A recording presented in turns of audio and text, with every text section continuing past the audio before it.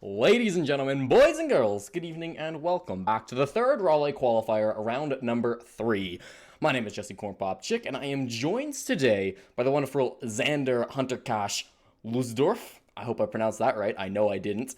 And then also Chris Uzumaki Valdez on the production. So thank you all for joining us. We've got a fantastic game for you guys starting off here. It's going to be Embers versus Leftovers. Probably two of the top teams to do well in these qualifiers. Two top teams looking to get into Challenger League next season. Hunter, this is your time first, or this is our first time casting together. That would How are be you feeling? correct. I'm feeling great, honestly. I'm really excited, and especially a great matchup on our hands. Pittsburgh Embers coming out of the gate extremely strong. And vice versa, the same on the sides of Leftovers. Obviously, a bunch of ex-pro players on this team, so nothing short of absolute pure skill and talent left on this roster. So definitely be an interesting match, nonetheless. Yeah, I think that Pittsburgh Embers, if you've been watching my streams a lot recently, you will definitely recognize these guys. We've been casting them quite a bit, but it's because they're a very good squad. You know, they've been on the come up for a while now. We are going to be playing on Coastline for our best of one, and our match is about to begin. So, ladies and gentlemen, without further ado, let's head into the game. It's Leftovers versus the Pittsburgh Embers. We'll move on into the band phase here on Coastline. And I was just casting Coastline earlier today in a European league, actually, and there were some really weird bands coming out. I believe it was something like, oh, it was like a, no, I'm not remembering. It was like a Maverick and something, though, so that's very strange. It'll be a Lion here. That makes sense. Lion's pretty, he's not a player, Yeah, isn't he? he's not fun to go against, not whatsoever. I mean, any operator that denies you the ability to stand still, I mean, you have the Chonk for an example in Lion, it's just not fun to use. I mean, great ban. On the side of that would be Leftovers, Nomad coming out, so preventing the runouts and any other try flex onto position that would get a certain advantage by getting aggressive, that will be completely denied. Most likely, maybe going to see a Mira or a Echo or a Maestro that's very predominant. It's not just on Coastline, but every other map in general. Honestly, we could see even a Valkyrie ban. I mean, I've seen that extremely predominant on Coastline. But what do you think is going to happen? For the last one, I mean, yeah, Valkyrie definitely I think wouldn't be a bad call. Also, just the standard Echo. I mean, we're here in North America. He pretty much always gets banned. Maestro as Of well. course. Um, yeah, we'll see. I've seen Speaking Legion of banned here Maestro, before. Yeah, it's Maestro though. yeah, Legion's actually really strong on Coastline. I mean, think about it. You mean you have denial of the hallways and being able to deny not just that 10 HP damage, but that audio cue is so exponentially strong, especially if you're an extremely aggressive attacking lineup. Nevertheless, we will be getting into this pick phase, and I can't tell you how excited I am. This is going to be a great matchup. I mean, Embers, they have been coming out really strong, so this is going to be quite interesting to say the least. No oddities coming out from either lineup when it comes to operator selection. You see a Doc on the board, so that's going to be quite interesting. And that Valkyrie we were just previously speaking of, so that's definitely going to be a lot of helpful utility coming into when it comes to Intel. Yes, for sure. And so if you look down these players again, on the side of leftovers, it's going to be a lot of names you likely recognize. Adam, Brian, Drip, Euphoria, and Crazy. These are all, to some extent, former Pro League players. I guess Euphoria isn't, and Drip almost was. He was so close, but not quite. Poor him, of course, just cut off of 92 Dream Team, now has joined this squad of appropriately named leftovers to try to make it back in a Challenger League, claw their way back a la Elephant Gang style. And the Embers, of course, I mean, we've seen these guys time and time again. They've been practicing, they've been grinding. You should be very used to this squad by now if you've been following along with the qualifiers, following along with the tier 3 scene for the past couple of months. Yeah, these guys are pretty crazy. They've just added Kilo, I believe, somewhat recently to their squad. Not like crazy recent, but somewhat newer. So be interested to see how he plays. He's been playing with for a while. And for the first defense, they've decided to go to Hookah Billiards.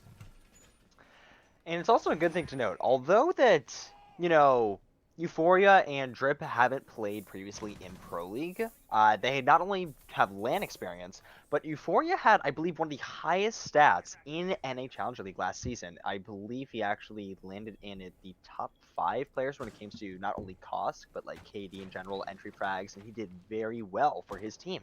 Unfortunately, that wasn't enough to prevent them from relegation, but, I mean, impressive showing nonetheless.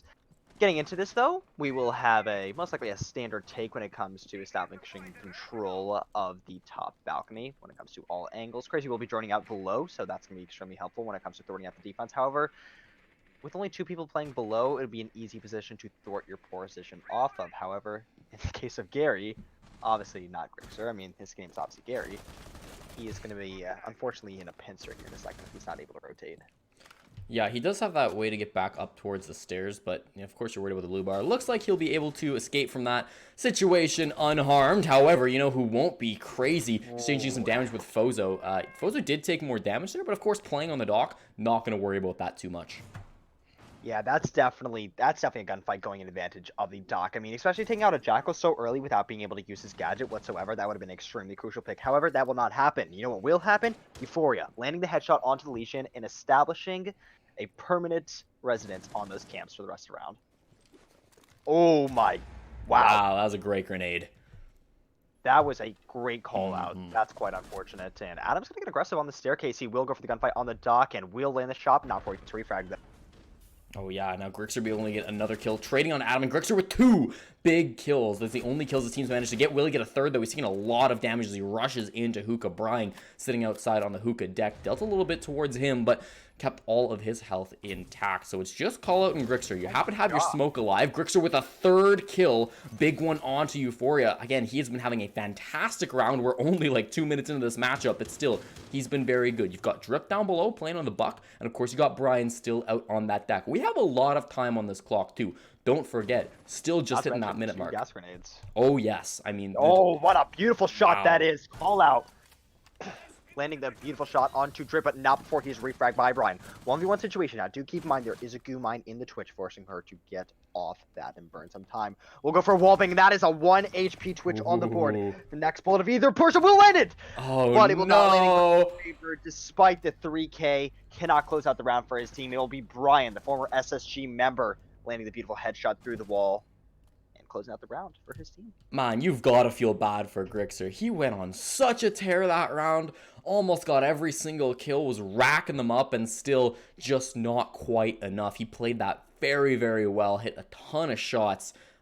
Big ups to Gary going in here and really tearing things up the first round. It was all for naught, unfortunately. The round did go towards the more experienced players over on the side of Leftovers. And I mean, just thinking about how they are a little bit more experienced of a team, how do you think that's going to affect them in a more sort of fast-paced and crazy map such as Coastline?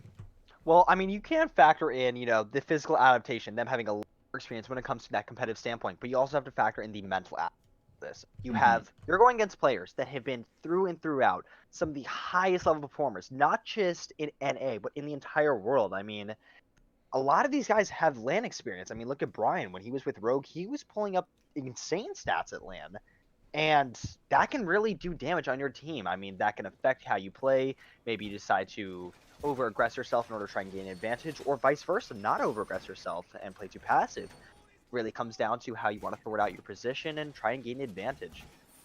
So, multiple different ways you can take it. You know what I am interested to see, though? That Mozzie pick. Mozzie is... I can't tell you how excited I am to see Mozzie competitive play, because in ranked, you don't see her as being as predominant simply because it's not a rank-oriented operator. It's a very competitive-oriented operator, and I love that about her. So, or him, rather. He has really good guns on both hands. I mean, the Commando 9 and the P10 Roni are 2 very strong guns, and they're honestly both viable, and on top of having a gadget that denies the access to intel, I mean, what's not to love? And a C4. Yeah, Mozzie, of course, one of the newest operators just available to be played here in Operation Phantom Sight. Lion, another one, but of course, banned out at the start of this by the Pittsburgh Embers. So we will not be seeing any Lion in this matchup.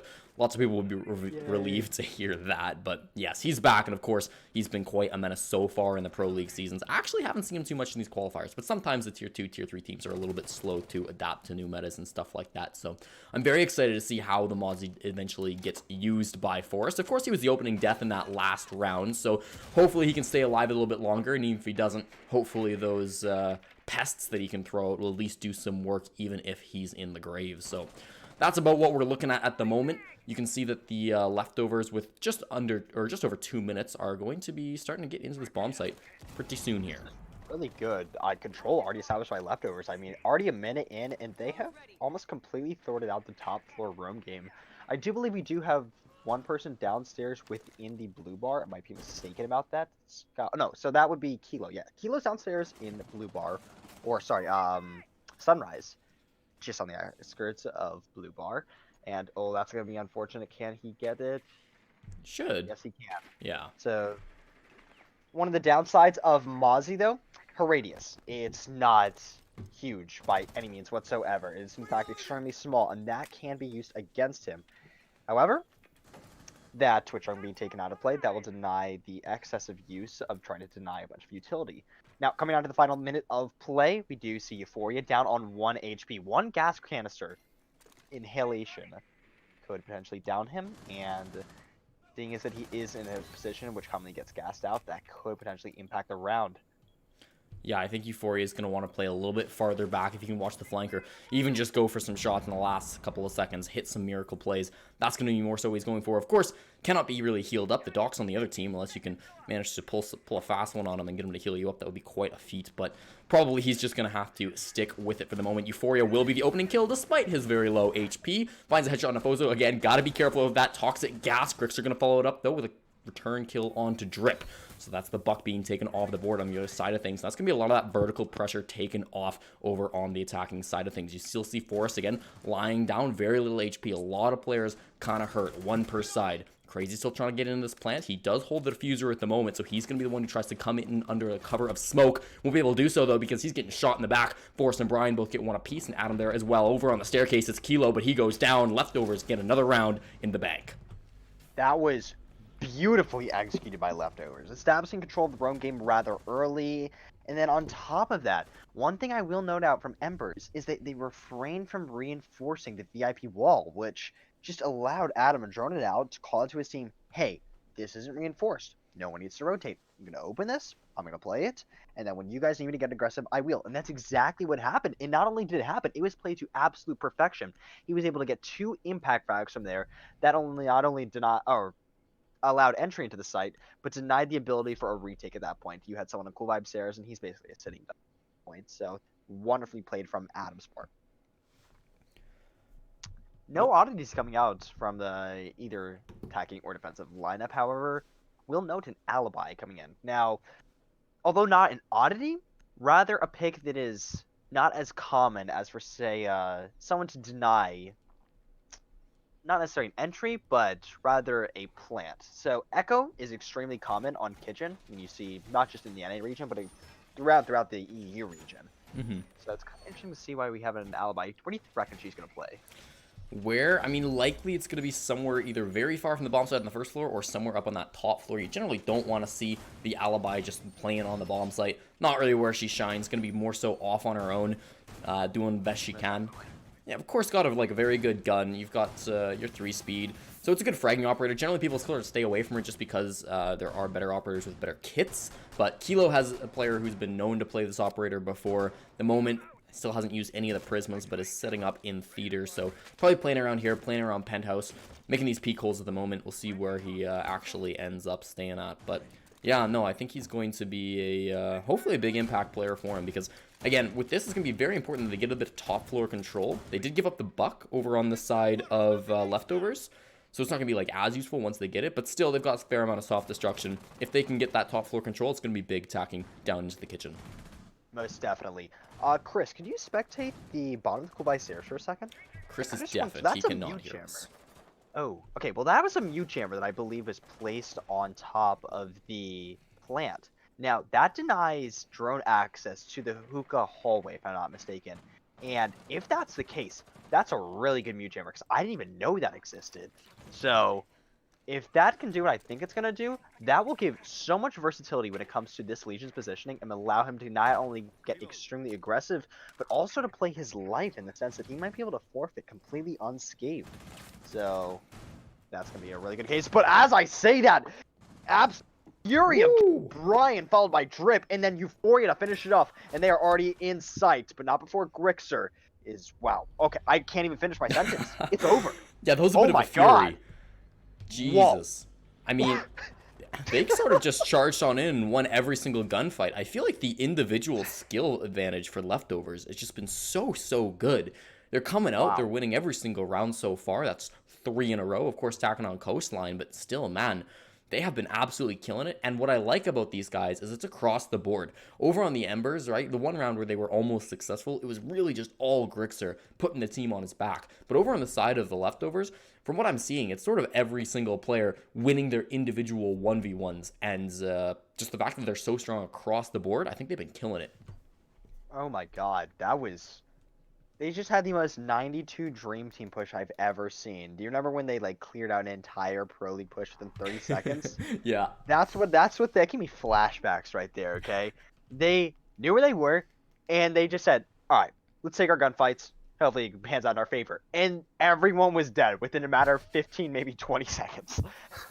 So beautifully executed on the side of leftovers. However, this brings the question of Embers. I mean, not being able to get those refrags in the early stage game, that can create some tension when it comes to maybe deciding if they want to hold that site again, or rather even not just holding that site, but if they want to choose to hold it differently, if they choose to do so. So they will decide to forfeit their standpoint in kitchen and decide to maneuver downstairs into blue bar and sunrise. So I like this moving around, especially on a map like Coastline, where there's definitely a lot of maps that could be considered equally as good, just sort of dependent on your play style, or a lot of bomb sites that are equally good depending on your play style. I think if you see a team who get really stuck on one bomb site, especially on Coastline, it's a really bad sign, because you should be strong on at least 3 of the bomb sites on this map. You should be able to flex over to different ones if your primary 1 or your primary 2 aren't working. And so I think this is big from Embers. I like the adaptation in this situation where, okay, now they're moving on to their 3rd bomb site. If this doesn't work, then of course they've got a problem, because you've just lost all 3 of the good bomb sites on Coastline defense. And if you continue to drop rounds, once you move into the half swap, you might start to sweat, because, yeah, we generally say this map is more attacker-sided, but still, like a 5-1 or a 6-0 is a really difficult mountain to come back from. Most definitely. And I mean, as you were saying, that mountain, it's not just a mountain. It is an absolute mountain on top of an avalanche that's about to hit you if you try to recover. Oh, yes. So it could potentially not pan out in your favor whatsoever. So that's going to keep looking at me taking a gunfight right there, and no shots taken on either side. That's a really good angle by Drip, actually. Yeah, I like it. He's playing down low. He's going to back off now that Callout is starting to push him forward. And we didn't really talk about this clash, but it is going to be, of course, the new operator being brought by the Embers to try to adapt. Bozo's not going to be so lucky, and he will end up going down. Brian with a crazy shot onto the head of Grixer. He ends up getting traded in the end there, but man, oh man, that was a long just boop to the head, and Grixer's put to bed. Brian ends up, again, going down for that, but still, what a play. God, that was a beautiful shot, but again, that Clash pick is really going to be interesting, because look where Clash is playing right now. She is trying to hold off this kitchen. Not only is she holding off this push, but she is giving so much intel onto where these attackers are, and if you can call out, hey, there's this many attackers in kitchen, you know that there's vice versa, can be attackers other way. So potentially, you know where Twitch just died from, and there was no one there to refrag him. Therefore, you can call it to your team. There's no one else outside.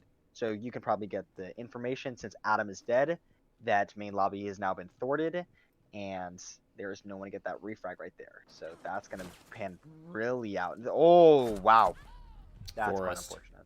Yeah, I mean, Drip had a little bit of a missed opportunity where he's a little bit slow on the trigger finger a couple of seconds ago. Now he gets punished. He does end up falling, and he's put his team into a numbers disadvantage. This is not where they were at just a couple of minutes ago, so this is not where they really want to be at either. You see Collis now rotated back towards the bomb site, and with these smokes getting played, of course, by Crazy. Oh, yes, they're going to want to make sure that they can get this plant in if possible. That is unfortunate. Force choking out his own teammate. Kilo dying to the gas, and that puts us back into a 2-on-2, 25 seconds still to go. Oh no, and now you don't ever want your Clash to be the last man standing. You have to go one. Oh yeah, when you're being flanked by both sides like that, you're basically screwed as a Clash. Nothing you can do. Crazy will land the last couple of shots and end the round. 4-0. That's so unfortunate. So I would have personally, decided to say, hey, let's have the Clash rotate over to the Sunrise doorway, and let's have her play that. Whenever they try to entry, you have the Jaeger get the crossfire.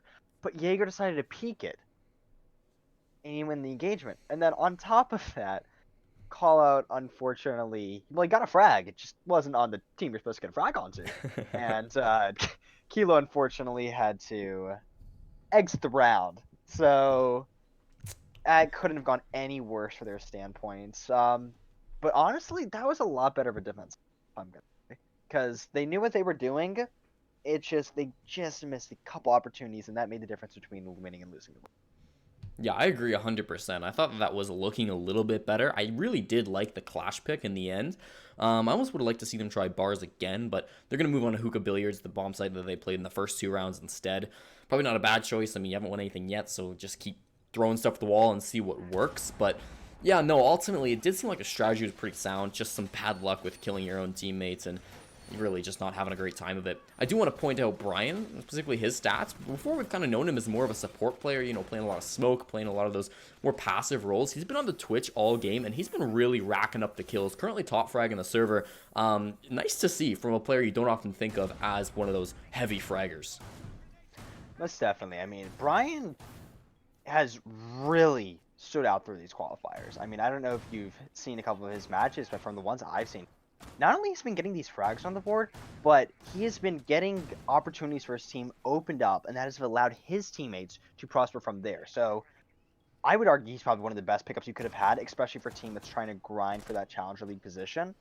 And not only has he done his job properly, but he has done his job properly and then that over. I mean, he's done it perfectly. I mean, it's amazing what he's brought to this team. Speaking of that alibi pick that we were previously talking about, she won't be in play no longer, as she's unfortunately going to go for an ill-advised spawn peek and pay the price for it. Yeah, when you're down 4-0 and you've got no momentum at all, you kind of have to go for those risky plays sometimes. And, you know, if you can do it with anybody, may as well go for the alibi. Maybe the Doc could have as well, but it had to happen. And I props to him for trying something, just didn't work. The experience over the side of leftovers to be expecting something like that, I think, is really huge. That's going to be an operator off the board, and now you know that, hey, any of these alibis that we see, they're not real. They're just clones. So just in case that was going to be a problem beforehand, shouldn't be an issue now. The attackers will find themselves with a one-man lead as they will now start to move into Hookah Billiards. And again, they've attacked this successfully before. Shouldn't be a problem the second time. At least that's what you hope. Unfortunate the Valcam getting spotted out by Euphoria. But, you know, I really have to question why they take the Valk. I mean, they have a 100% pick rate on IQ so far. Taking the Valk, I would argue, is extremely ill-advised, but not only that, they haven't been paying attention to the operator selection. They really need to read into that. That's unfortunate. Really unlucky timing there for Crazy, and Gary, not Grixer, Gary, obviously, will prosper. He'll win out the gunfight, and Jackal will not be able to scan anyone's feet. But, Rip, playing that Zofia, which we haven't seen him commonly playing, will be able to take out the Doc. So that's going to be a great pick. Oh, this can be potentially fatal. Oh, no, too early. Yeah. That's unfortunate, so... Oh, no. Will he? No, he will not. Poor Gary, not going to come out on top for that one. Euphoria and his teammates walk through luggage, and they will be able to win that engagement. That just leaves Kilo and Call Out all alone, try to hold this down for the last minute of the round. Tough call and a tough thing to do. At least you've got your smoke. You've got all 2 gas canisters, so not all 3, but at least 2. That's something to work with, and I'm sure that Kilo can go around and get some frags as well. He's probably going to have to try something aggressive, go for some sort of a flank if he wants to succeed. One of those toxic babes being used just now. Kilo at the moment just playing the top of Cool Vibes stairs, so he's not going to really be in a position where he can go for a flank unless he wants to really push and go fast. Probably is going to be in there for the late game. A couple of gas canisters being used. Euphoria has diffuser. If he gets gassed out, well, they miss the gas canister, but that's a questionable decision. However, with 15 seconds left and no canisters, I guess it might pan out in their favor. What a beautiful shot. There goes to the Deagle, but it won't be enough. Drip getting the 2K and will close out the round. 5th round on the board, and the 5th round for the side of leftovers. Wow, I wasn't expecting that. Yeah. It looked like it was going through and throughout into leftovers' favor. And then you had the unfortunate timing on the side of, I believe it was Grixer. And at that point, all right, you know, 4v2 on coastline, a bunch of time left and not enough utility to deny it. I mean, it's not looking good, but then they won their gunfights and it came down to a 2v2. But ultimately, leftovers coming out on top. And they didn't just come out on top. They are up 5-0 against probably one of the best teams so far in this qualifier. This could not be going any better for them. I really couldn't. It's amazing what they're doing right now. Yeah, it seems like a combination for a little bit of a bad day for the Embers, and then also just everybody on leftovers putting in the work. There's not a single player I would say is even like playing mediocre on their squad. Everybody's like fulfilling their role. Obviously, not everybody's getting 4Ks every round. That just mathematically doesn't make any sense. But for the leftovers, it seems like everybody's pulling their weight. You don't really see any questionable plays from any of their members. Where on the side of Embers, again, there's a time here and there where you question something that they might have done, or they make a mistake like getting a team kill with the Toxic Babes in that one round down in the bars. So maybe some issues that they need to work through. It's not something I see often to this team, though. I mean, obviously, these guys are not a team that you would expect to be getting 5-0'd. Yeah, leftovers are a good squad, but I mean, this is really a matchup that they should be at least performing a little bit better. I will talk about, if you talk about last qualifiers, I did cast them versus Elevate, and they had a similar situation where they went up, I think, 4-0 or 5-0 versus Elevate, and then Elevate clawed it back, ended up winning the match, I believe, 7-5. So they are a team that can be a little bit emotional. If things start to snowball against them, it kind of just can keep going. We've seen this for a couple of times now. So that might be a little bit worrying if you are the Pittsburgh Embers. I think staying in a good mental state is going to be huge for these guys. Most definitely. I mean, right now, you're at an extreme disadvantage. And it's not just the fact that you're 5-0 down. It's not going to play the mental aspect. It's just going to absolutely deplete them of their energy. They have to come out with a positive attitude, and they have to come in thinking that they can come back from this. If you think you're lost, then you're lost already at that point. You have to come in. This doesn't just apply for Siege. This applies for everything in general. If you're thinking you're going to lose, you're going to lose. Oh, yes. You have to come in with a winning mentality every time. Mm-hmm. Now, speaking of the winning mentality, Kilo is going to get extremely aggressive. He really wants these. He has literally rotated all throughout this map at this point, and he is really looking for. And it might also pan out in his favor. Okay, so Crazy is looking to entry in from, I believe it is Sunrise, and he has no one there to refrag him, so he get killed. Great pick. Not only will it be on an exceptionally good player, but that'll be on the Jackal of all people. Brian getting a kill on the Doc. Great pick on his side of things, but not so lucky there at Kilo Spirit. Yeah, that's a little bit questionable from Kilo's side of things. You're just running across that doorway. What are you just expecting nobody to be watching there? Slightly questionable. Drip also going to get a bullet to the head as Grixer delivers that one as fast as he possibly can. Now he's just playing at the top of those Cool Vibes stairs, waiting for somebody else to maybe try to peek in through hookah. That's Brian who's playing outside of that doorway, and so he's the one that's really going to want to be trying to get on in. Currently has the diffuser, so we'll see if he tries to plant in hookah or if he goes to rotate maybe through aquarium and tries to plant more so where we see it happening over onto beside the bomb or on top of the pool table, wherever he might choose to do so. Grixer's taking a lot of damage. I don't know if he's down. He's not. He is on 1 HP, safe and sound. And unfortunately, the only player on his team who can heal him is dead. That would, of course, be the Doc. So he's got no luck. As long as he isn't running to a gas canister, he shouldn't be too worse for wear. But Forrest's going to land another kill onto Crazy. Put up a pest and just chill out for now. Wow, Forrest going huge right here with the 2K. Gets on onto Adam, followed by Kilo. Brian being last one alive. He will have a double kill on this round, but not before his fellow comrades will hit the deck. Gas canister will be thrown out, preventing the entry of the Twitch. And this round looks all but over. It's going to take a huge effort from Brian to get these final 3 frags. Although Diffuser is in his hand, there's simply too much utility on the side of Embers to try and get them. I mean, Grixer's pretty low, and Call It doesn't have any more gas canisters, and Brian holds an F2. I'm not saying it's likely, but I don't think it's that unlikely. In terms of 1v3 clutches, this is a bad spot for Call It. Think about it this way. He has 5 seconds, and he's going to have to come this staircase. Yeah, now, never mind. Yeah. So he was unfortunately forced to rotate out, and you saw them all rotate, look at the staircase. So that was definitely called out by their team, whether it be the audio cue or if they had visually seen him. So being able to rotate to that standpoint, coming up, it's already hard enough rotating up Cool Vibe stairs when there's one person on it. Having 3 people with their barrels aimed at you, you're just not that engagement. Doesn't matter how good you are of a player. But round on the board for them. I mean, yeah. That's not the worst scenario. Not one of the best, but it's not the worst. I mean, it's a momentum shift, right? And when you want a momentum shift, that's pretty much the best time to get it because you're round number 6. Now you've gotten the hype on your side, and with the swap side, or with the side swap, it's going to be able to help you out just that little bit more with your opponents now having to change up roles. You can change up roles. Obviously, these roles not working for you for a really long time. So I think for the Pittsburgh Embers, obviously, you would not like to be in a 5-on-1 situation, but if you are 5-on-1, I think you'd most like your last rounds to be the round that you picked up a final round. So, you know, there's some silver linings to the situation, I think. That's interesting. deciding to, instead of taking the Capitao, block in favor. Do you mind if we could see the scoreboard? Actually, I can't tell. I can talk to Chris, so that's unfortunate. Let's see if we could see the scoreboard real quick.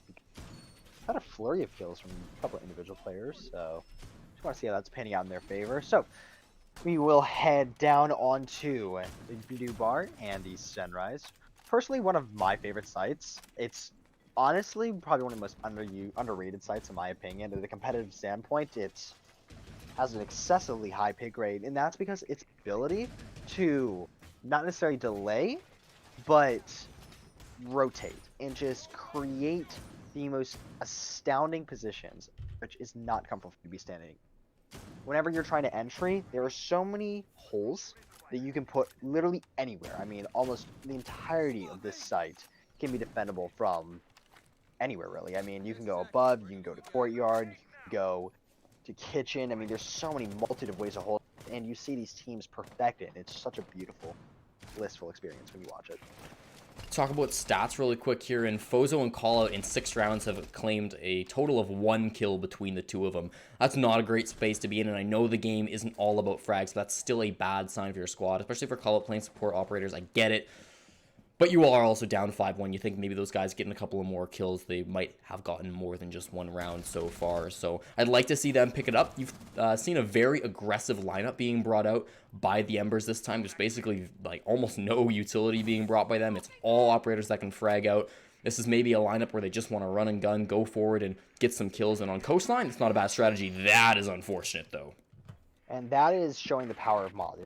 Not only does he lose a drone, but the Mozzie gains one, and that adds to cameras and the amount of intel you could potentially get from there, okay? So, you already know that the entry is trying to go from there, since the drones came there. It's pretty simple stuff to come in there, but you can also note how many in there if you decide to use your drone that way. And that's exactly how they'll use it, and that's going to bite the dust for the Ash right there.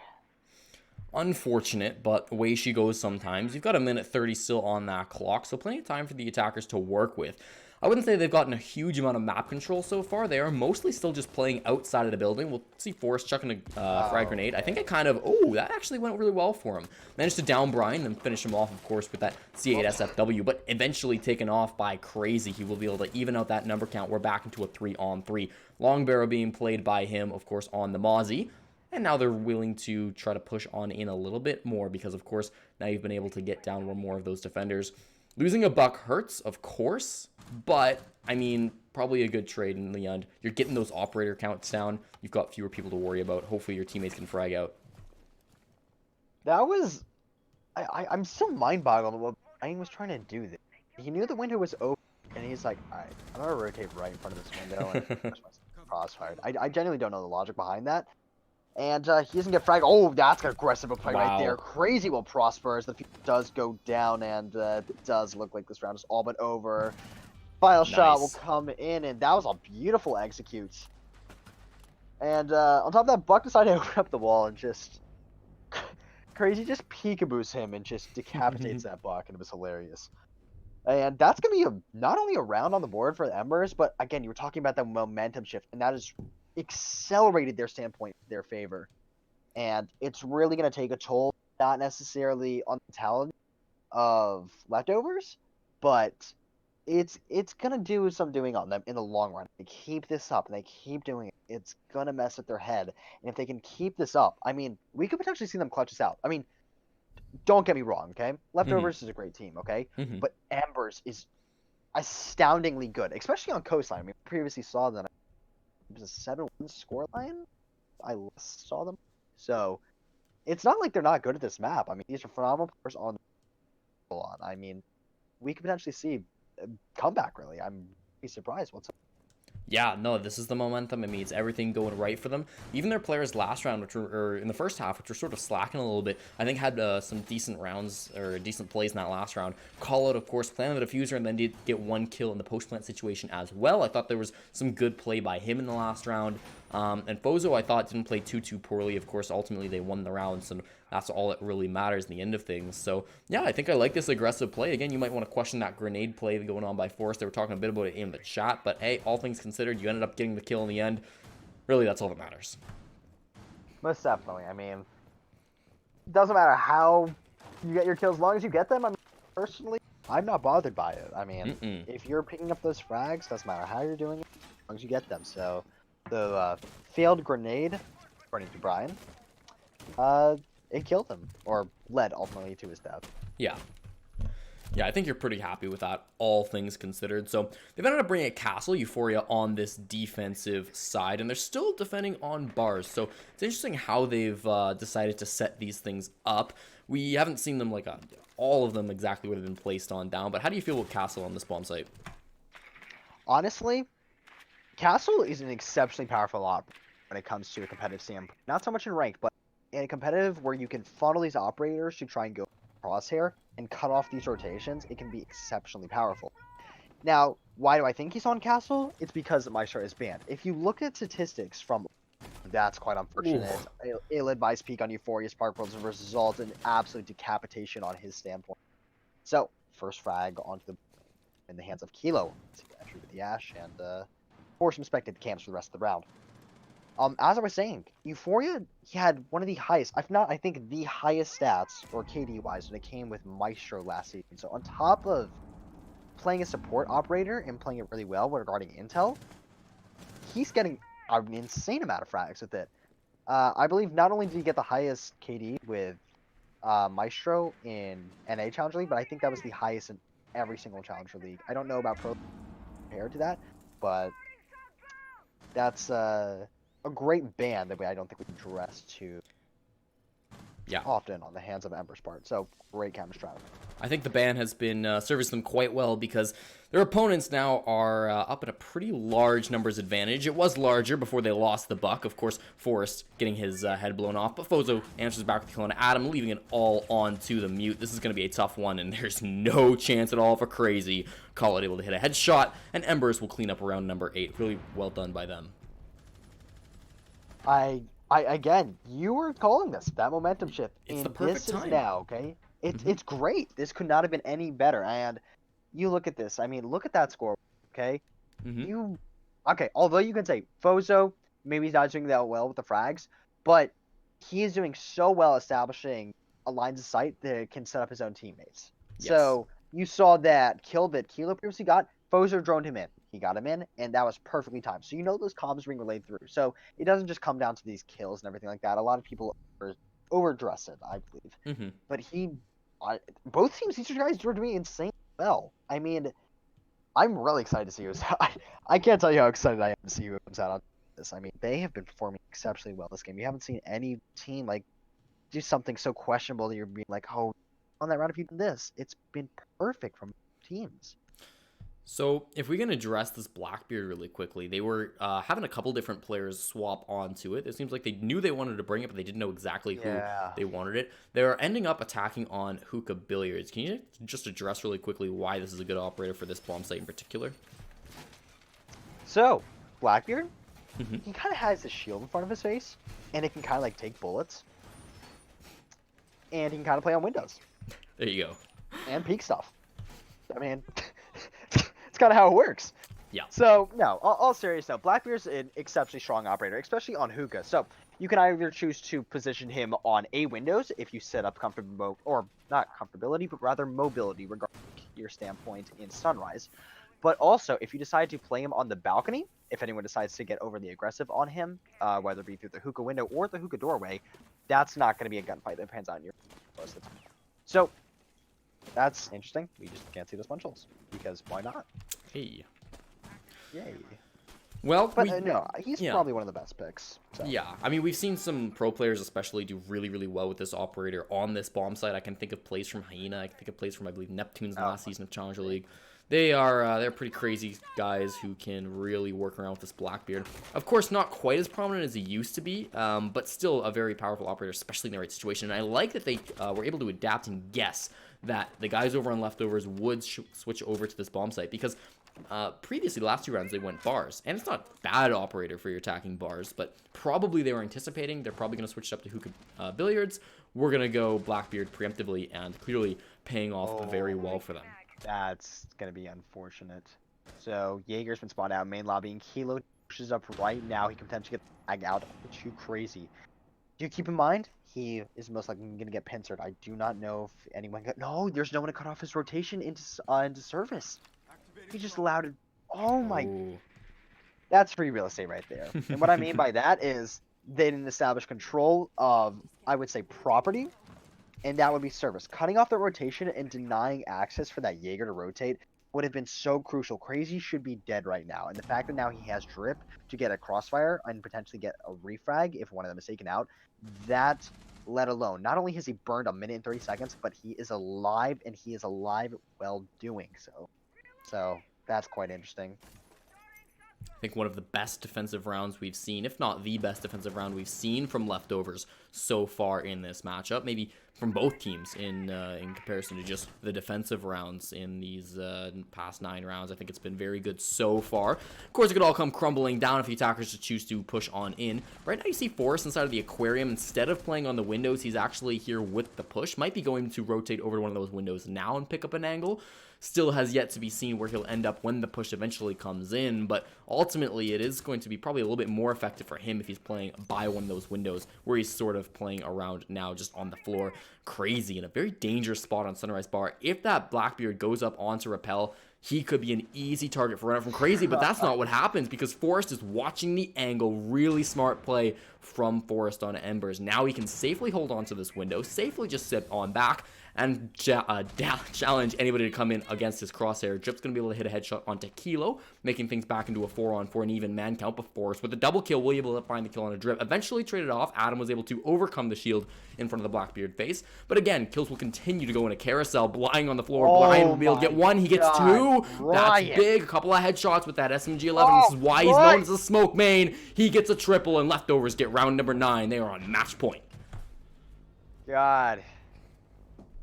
Not necessarily a toxic babe going out, but rather nice little shot right there. I was trying to have a reference made, like, you know, nice little toxic shot right there, but, you know, it wasn't really toxic. He just won the gunfight, so. There you go. Beautiful shot there. I mean, I can't expect that. You have 17 bullets in the SMG-11, and he was able to get 2 people with 1 mag, quickly reload it, get the 3rd one. I mean, that was so exponentially great. I mean, SMG-11 is not a gun that is by any means easy to control, especially when you have people that are pushing you left and right. And him being able to get 2 kills with 1 magazine is crazy. You rarely ever see that happen. So, wonderfully done on his part. But not to mention that Drip was able to, I believe, to deny the plant, and that forced him to get aggressive. So, him being able to align himself, make them go for that push, ultimately won them the round. So that was a great play from, honestly, both teams. The right call was made in that scenario to push. But unfortunately for them, meaning the side of Embers, it did not pan out in their favor. Brian won the gunfight and eventually closed it out for them. Yeah, maybe I would have liked to see a little bit better communication in terms of just calling out where Brian was. But again, like when that timer's ticking low, things get pretty chaotic. It is unfortunate when he hits 2 headshots with 1 clip of the SMG-11. There's not a whole lot you can do there. Yeah, and I actually looked into this the other day, but apparently a lot of teams don't have calls for that. Oh, really? When yeah, so back when my team was playing in majors, we called it bench. Okay. So you would either say he's prone behind bench or in front of bench. In front would be like, you know, the common smoke spot where you can smoke through the wall. Mm-hmm. And behind would be if you're literally like behind the bench, if you're looking from the window's perspective. So interesting thing there. I would definitely recommend if you're a team looking to play on Coastline. That's great play. Yup. That game sense right there from Drip, being able, although he knows there's going to be an IQ on the board, and he knows that he's going to get there and get that cam, he used it to his advantage, and he used it to get a kill. That's going to get taken out, okay? And he knew that. Despite that, he says, I'm committing to this, I'm going to get aggressive, and I'm going to potentially get a kill from this. And it was a wonderful call from his part. Buck being taken out. Not only is that a Buck, so you're getting denied access at vertical play, but that is crucial frag grenades that could potentially be so influential when it comes to the late round, honestly. It doesn't matter what the round is. I mean, you're playing on surface entrance, and you have 2, 3, maybe 4 positions in which you constantly play. Be in bathroom, that would be in the service entrance itself, and that would be behind the rack and kitchen. All of which are grenadable. So that can take a toll potentially. Not a super uncommon one, but definitely something we don't see every single day, that camera and then run out being played by Drip. I've definitely seen it before, but it's something that teams sometimes forget to check for. So I love that he was able to execute it in this situation and get a super important impact frag, especially attacking on Kitchen here. That buck's going to be so crucial in getting that top floor control and opening things up. Now that's not an option. If you want to do that kind of stuff, you're going to have to use breaching rounds. You have to use those breaching charges too, and you can see they've used a little bit of those so far, but it's just not going to be as effective. So that's a really big impact frag. Of course, also frag grenades being taken off the board, a pretty huge deal in that sense. So with a minute 15, they will try to recover the shambles of this round, but again, Force going down is a big player off of the board. You can see they're using the soft destruction. Not only is this soft destruction you've got to use here that you can't use elsewhere, but it's just bodies you have to keep upstairs. You'd like to have a couple more guys on that first floor to sort of hold down the flanks, to be able to push in and actually execute the push, rather than having to commit extra people up top where likely Forrest was supposed to be playing. And do keep in mind, this is a best-of-1 series. Yes. So, if Leftovers able to close out this round, that's it. They move on as victors. So, first gas cannon, or second gas cannon rather, it's going to be thrown out and try and delay the inevitable push that will. Don't know if it's necessarily going to be from service entrance, but it does appear likely. So, coming down to this, it's going to be an absolute mayhem battle. You're about to see a crazy flurry of kills, things that there's 20 seconds on the clock, and this site is about to be bombarded. Shots being rained down upon that Valken. She won't be. Wait, Crazy's rotating up. Oh no, no one's watching this. Oh no. He's gonna rotate free, and that's Fozo gonna be caught off guard. Oh no. I don't think there's gonna be enough time. Keel's last alive, and there won't be any time whatsoever left over. Closing out that round and closing out that map. We will see them go to a victory fashion by a score of 7-3. Honestly, I was expecting that to be a lot closer, but what I wasn't expecting whatsoever was such a strong performance coming out from Leftovers. That was beautifully executed on their part. I'm really excited to see what we're going to do the rest of these qualifiers. I think Brian went 14-5. Oh, that's really crazy. I think he's probably my MVP for this matchup, because he was really good on Twitch in the first half, and then the second half he had those big smoke plays. I mean, Brian played absolutely out of his mind. I think in the first half, despite them going down 5-0, it wasn't that awful of an attack for the side of the Embers, or of a defense, excuse me.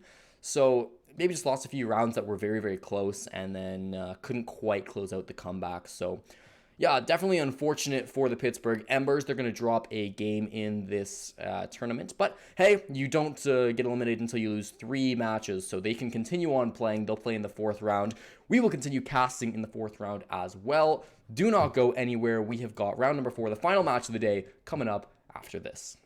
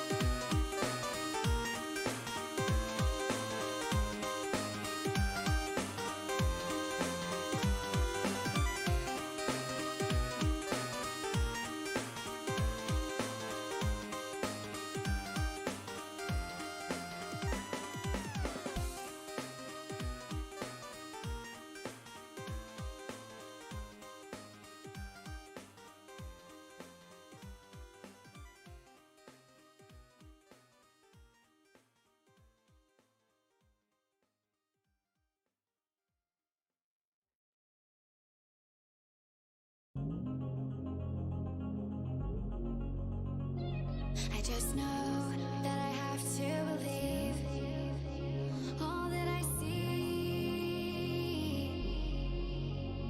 all that I see.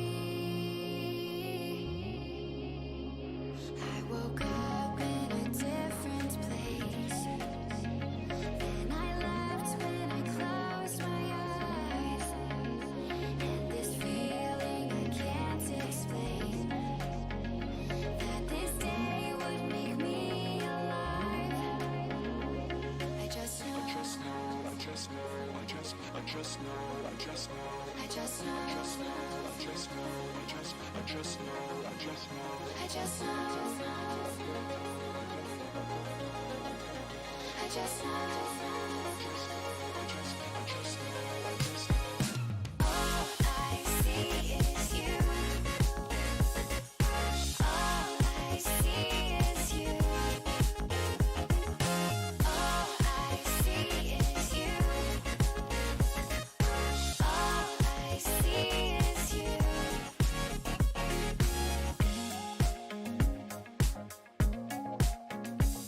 I just know that I have to believe all that I dream, all that I dream. All I see is you. All I see is you. All I see is you. All I see is you. I wish we had more time and less space in between. Reality would be much better than a dream.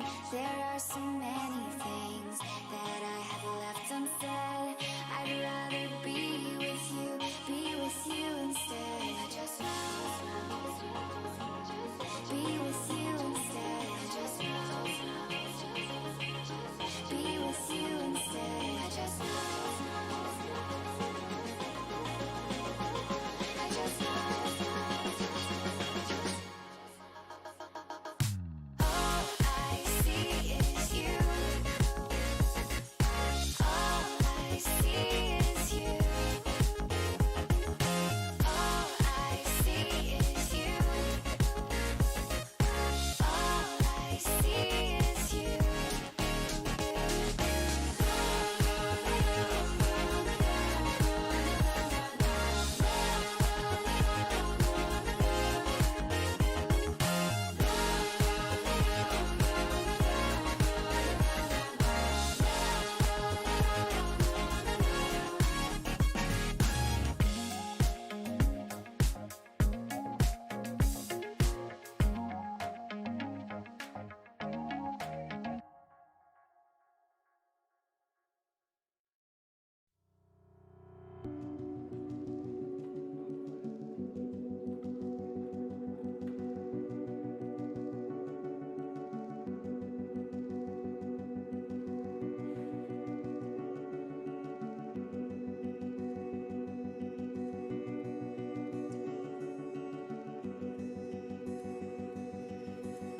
You paint a picture in my mind.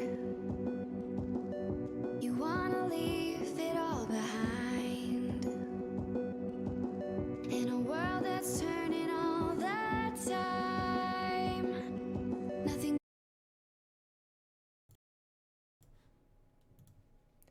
Ladies and gentlemen, welcome back to our last matchup of the night in the third open qualifier to get to the Raleigh Major in North Carolina. My name is Jesse Cornpop. I am still your caster. I'm still joined by Xander Hunterkash Hunterkash, and also Chris Uzumaki Valdez is our observer. Thank you all for sticking with us. We've got a good game for you guys coming up. It is going to be Honor Esports taking on Arbad. Arbad, of course, Challenger League team from last season, got 6th place, a very strong team in their own right. Honor Esports Canadian team who are looking to make a name for themselves. They've been around for a while, and yeah, hopefully they can put up a good result against this good team. Yeah, no, as you previously stated, our bad coming in. Unfortunately, not one of the best challengers. However, and in beating out a team like Elevate, I mean, it takes skill to beat them. I mean, this is a really talented lineup, and coming into this, although haven't done the best in the quals, they have had really good showings. Vice versa with Honor, although not one of the best showings, they have exceptionally talented players on their roster. They could potentially sort out a bit of an upset. I think so. I think this is a team definitely to look out for. We are going to be getting into things, though. We are, of course, here on Border, moving into the ban phase right now.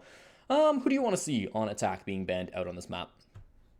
Honestly, I'm definitely expecting a hard H ban Mm-hmm. and Nomad coming out. Now that's quite interesting. Okay, so Nomad, that's definitely to counteract the aggression that's most likely being projected in this on roster. So, or sorry, our bad roster. Other than that, most likely going to be some target bans. I see capped out, perfect target ban right there. An exceptionally strong operator with his most recent buff. Hasn't had that high of a ban rate. When he does come out, you notice. Oh, And yes. that is, yeah. He's, for those of you who are not familiar with Rainbow Six and the recent capped out buff, what he would previously do was he would have a fire arrow and he would shoot it, and it would essentially work as a frag grenade. Okay, but now what he does is he thwarts people off positions and forces them to not play there by the spreading of the fire. It has three separate stages in which one, it gets thrown out, you know where it's going to spread to, and it gets larger and larger and larger until it eventually fades out. And that's really good to take mirrors off points and cut off rotations when you get a plant down. Now, seeing an Echo and Mirror ban off the board, no no shock there. I mean, those two operators are probably banned out more than any other operator in history. So, would make Yeah. sense. Yep, especially here in North America, we typically see those guys get off the board. Definitely the two most common operators. And here on Border, we will go to the most common first bomb site to defend. Honor Esports are choosing to start off on Armory Locker's Archives, and there's a couple different ways to play this bomb site. I think we've definitely seen a lot of adaptation, especially recently we've seen different teams, or at least I've seen these qualifiers teams, spreading themselves out a little bit more, a little bit less traditionally, playing a little bit farther inside of maybe security or inside of the offices, wherever they may be, maybe on that first floor even. So I'm interested to see how they actually set it up, these guys over on Honor Esports. Yeah, no, it's definitely going to be interesting. I mean, as you previously stated, a bit obvious when it comes to trying to hold things regarding positioning, as you previously mentioned, insecurity. And that Evil Eye, no, sorry, not Evil Eye, bulletproof camera we just saw looking into East, I have never seen that before, but I really see how it plays. That is so interesting because you don't ever see it. So, those of you who did not just previously catch that, there is currently a bulletproof camera on a reinforced wall on CC, and it's looking towards East Stair. So, maybe they've done the notions and read into the fact that perhaps our bad thinks doing a mistake and making work their way into offices. So, being able to counter that and having one thing VOD review. There is plenty of VODs available on our bad. Oh, yes. When it comes to Honor, there is very limited. Very, very limited. So, if our bad, or sorry, Honor has gone the extent of going through each individual team into basic counter stratting, maybe they've noticed that. Doc taking a bit of a hit early. That's rather questionable. Two stim pistols already offered in favor of 100 HP will be the case. Try to peek angle into these stairs. And yeah, oh, hold on. So that's okay. Yeah, that's interesting. Jaeger decided to rotate downstairs, even with the knowledge of the buck going down there. I immediately saw that, and I was now maybe we don't. Nope. Frag came out of there from the buck, and that's bye-bye Jaeger. Yeah, that's a tough spot to have to lose your Jaeger. The first kill of the matchup, of course. There were a couple of gunfights before that, obviously, but that was the first one that actually resulted in a kill. Honor gonna have to defend with a man down for the remaining minute and 40 seconds to go here. We see Glitch starting to open up the security wall, and this is again gonna be really where they want to try to push in from. As long as this is clear of roamers, they can start focusing more towards this bomb site. Now Beastly does still have the diffuser, and he does still have the opportunity to open up more of this wall. You can see a little bit of the Armory Lockers wall has been opened up. Whether they want to do a little bit more, whether they want to maybe open up a whole into offices, we've yet to see. Probably they're going to just stick with him with the diffuser over on this push. You can see this where he's at. He actually hasn't even used any of these exothermic charges, as that one half of the wall was soft. So he's going to be perfectly content to open that up as soon as they want to go in for the push, or maybe just let them use this wall to their advantage. A couple of goo mines being thrown into the foot of Callie, and again, he's going to get actually cleaned up by Max down the hallway. Big plays. That is quite unfortunate, okay? Now, although the plant is going down, no one was watching the angle to get overly aggressive, and not a single canister will get thrown out. The smoke is on picked off, and the diffuser will go down. Followed up by a kill onto the dock, and Legion getting extremely aggressive here, most likely going to pay with its life, and it will. Ooh. Lich with a double kill on the round, and that leaves a Maestro of Pep alive.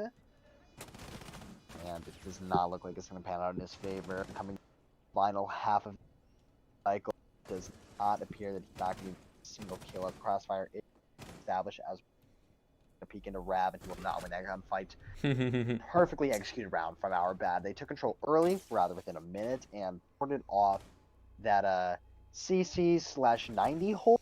I don't know what you call that. I guess it's a 90 hold. Yeah. It's not every day that you see that, but I mean, we saw it not successful, but I'm glad to see that bit of an adaptation coming out from us, okay? They're not a team that we typically associate with exceedingly high performance, but we see these things that are so new, and I love to see that, okay? Because if that had worked, I mean, that would have been a really interesting way to hold it, and I love seeing this adaptability coming out from these T3 teams. It's really interesting. Yeah, that's sort of what I was talking about before this round started off, right? Where we see a couple of teams choosing to experiment on that bomb site, and so that coming out a little bit for Honor. Again, as unfortunately for them, they didn't quite manage to make it work that time, but hey, it's good to see that experimentation, and they're not afraid to switch things up, right? You had a poor round, that's okay. They're going to immediately jump into ventilation workshops. Now, a lot of team would kind of bang their head against armory lockers for a while before they ended up switching off of it. I really do appreciate a team that is comfortable switching to the secondary bomb site early rather than continuing trying what doesn't work. Most definitely. That adaptation coming out definitely shows experience coming out from outside. Being able to say, hey, this was not successful whatsoever, okay? Instead of trying to re-defend and correct the errors, let's take a break from that, let's try something else, and then let's have some time to process what we did, and then we'll implement it then. And that might necessarily be the case. Being able to throw out that operator selection is really helpful, but that will not be the case. You have a buck and a sledge on board, which, coming out from our bad side, is probably one of the most perfect combos to take out this, okay? Being able to throw it out that extremely aggressive nature on how you site, most likely going to see a top-down push, okay? Top-down push is when you push upstairs nor downstairs by establishing play and holding angles, and that's essentially what those two operators are designed to do. So being able to hold down ventilation from above will be extremely favorable from the attacker standpoint. This round is starting to get underway here as the attackers are moving in. Looks like it's going to be a really solid take of this upstairs control. Is often what you want when you're attacking down onto a ventilation workshop. And the defenders know this, of course. Honor are going to have a couple of guys playing up here. And it's always interesting, well, how much commitment are they going to have? Clearly not enough, as Callie's going to find the head. Opening frag on a Delta. Boosters takes a little bit of damage. Might have been from his own teammate, actually. He's kind of walking forward into the top floor. And Boosters, well, health or not, he's going to be able to hit a headshot onto Lackley. So that's at least 2 kills for the attackers, and it looks like they've more or less cleared out this top floor. I can't imagine a Smoker or Pulse will be playing up there, and wouldn't be unreasonable to see the Maestro playing downstairs either. So that's going to be the roamers cleared out, and they didn't really get anything. They got damage on the boosters, but you want more than that if you're Honor. I'm baffled at that, okay? That was not how that should have gone, okay? The fact that no one establishing a fire onto that off take shows lack of coordination among the team, and then on top of that, being able to hold off that entire roam clear, the entirety of the roam clear, took 50 seconds. Yup. Wow. You had 2 people, multiple reinforcements, utility, barbed wire, 50 seconds. Well, at least their anchor's doing a little bit better here. Yeah, you can see Max able to get killed. But Callie gets a beautiful 2K. Wow. Wonderful place on the buck, and the round's over. It's done. We're done. I've got the final kill. We're good. Yeah. On next round. I do want to see this like last kill, how it actually went down. So maybe just those anchors being a little bit overwhelmed. I mean, Max got 1 kill, of course, but then you had a couple of different angles. I think it was really good from Arbad to be able to pinch in from multiple directions. And when you've when you get the really early kills onto the roamers, you have so much time to be able to set something like that up where, okay, now you can come from this direction, that direction. You can be safe knowing that the last 3 guys are almost for sure going to be just huddling on the bomb site, and you can really set up your push into there and figure out how you're going to execute them. And you've got 5 guys alive, so it's really the best case scenario to be pushing into sites. I think our battle are looking very comfortable getting into that, and they're going to take a 2-round lead. Now, what I was really what I was really questioning, they had to rotate into bathroom. I don't think they had anyone direct in bathroom. I think they forfeited that point. I may have been like our end, maybe not being able to see it, but I was really questioning that because once that was opened, again, we talked about this, it's free real estate. They just took it, walked on in, they established the lines of sight that they needed, and they won the round. Because of that, I mean, there was simply nowhere to go on the defender side. They were completely overwhelmed. There's no ability to get not just any refrags, but not even get to any frags in general at that point. We saw Smoke get a couple kills on that flank, or a kill and a down, but other than that, no one on site had the capability to do anything.